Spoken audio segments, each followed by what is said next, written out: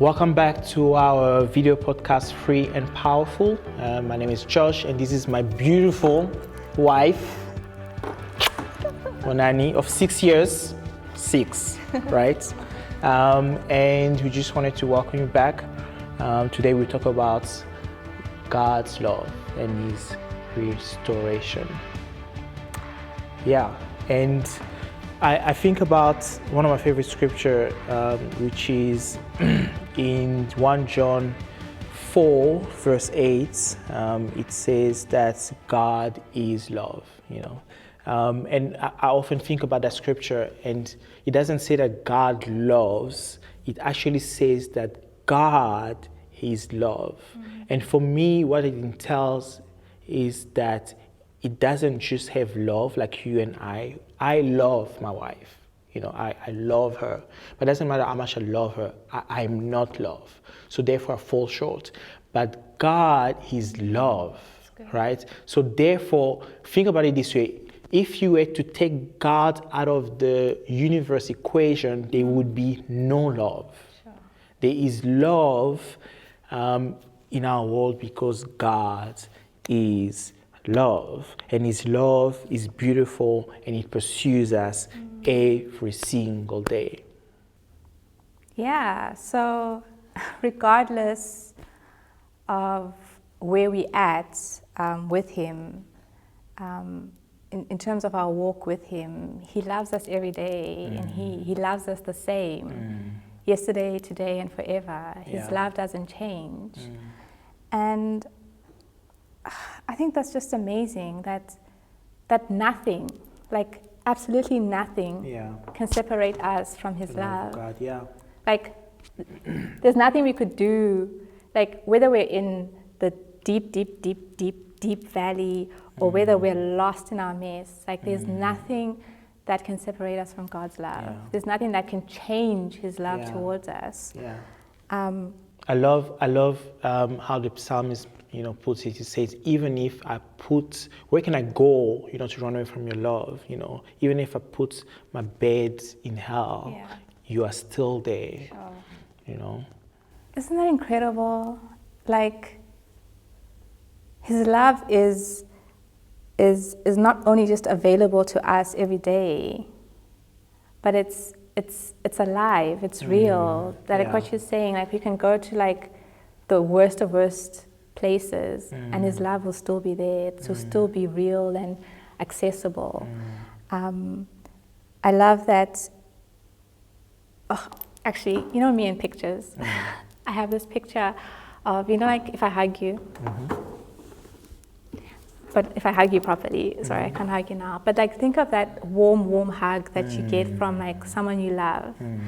This is the picture I'm getting now of God's love, that it's just like this embrace, and in the embrace you're feeling the comfort, you're feeling the warmth, you're feeling the affirmation, you're feeling the security, the desire in that embrace. You're feeling like this is where I want to be every day, all the time. And that's God's love. That's my prayer is that we would receive God's love that way, that it would be like there's no other place I'd rather be, there's no other embrace I'd rather be in, but in God's love. Sure. I think it's difficult for us to comprehend God's love because we don't have that capacity, and therefore our limited minds and our past experiences trying to contextualize God's love according to where we've been, but that's not God's love. God's love loves us even at our worst. Loves us even when we are at war with Him. Think about it. When we were at our worst, that's when He sent Jesus. When we were in sin, at war against Him, His love and the fact that His love compelled Him to send not just Jesus, but Jesus to come and die for us. The best rescue plan for us. And it's important for us to understand that part of our identity is that we are loved. Sure.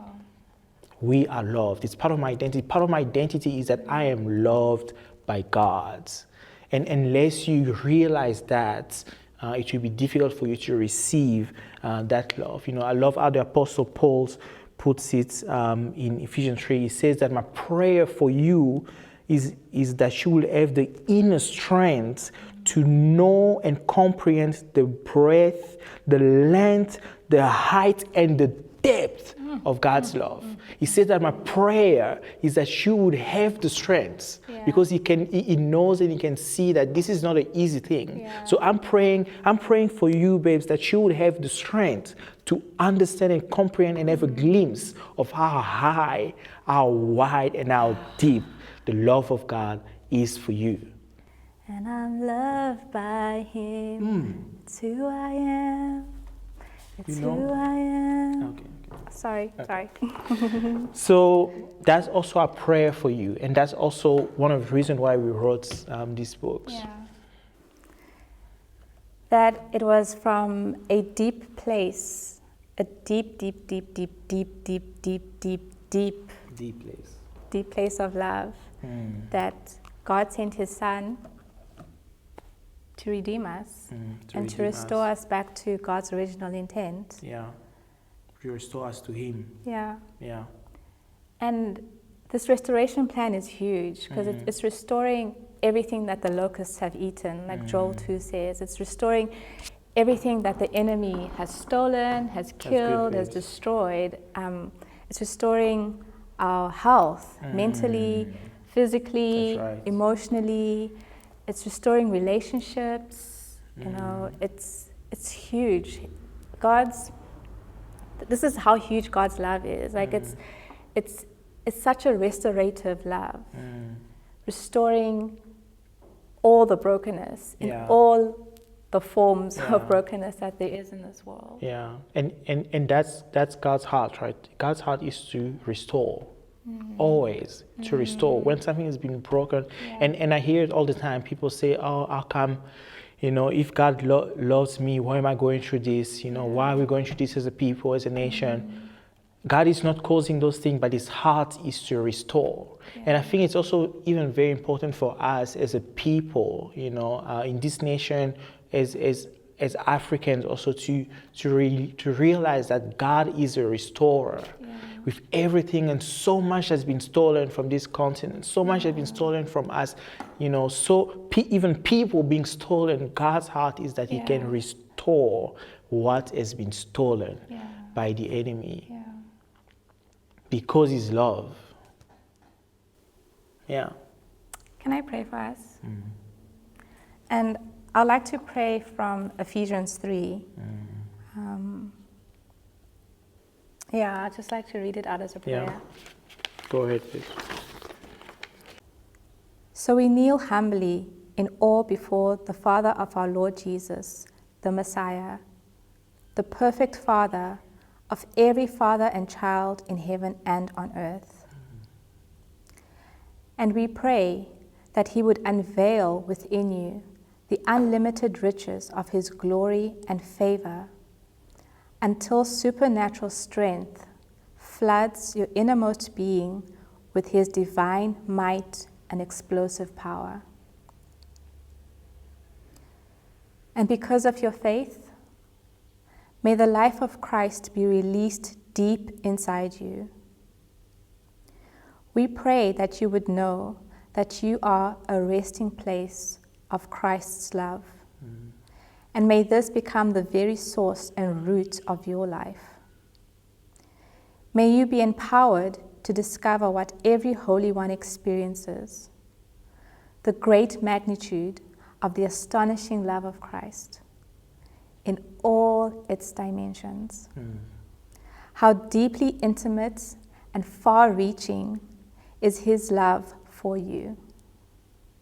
We pray that you would endure it and that it would transcend your understanding. That this extravagant love of Christ is poured into you, and so much so that you would be filled to the overflowing with the fullness of God. In Jesus' name we pray. Amen. Amen. That was good, babes. When you were praying, I was just reminded how it is, the Bible says that God so loved the world that he sent his son so that we may have life. And I was thinking of how, because of God's love, he felt compelled to give so that we may be restored to that place of relationship with him. Mm-hmm.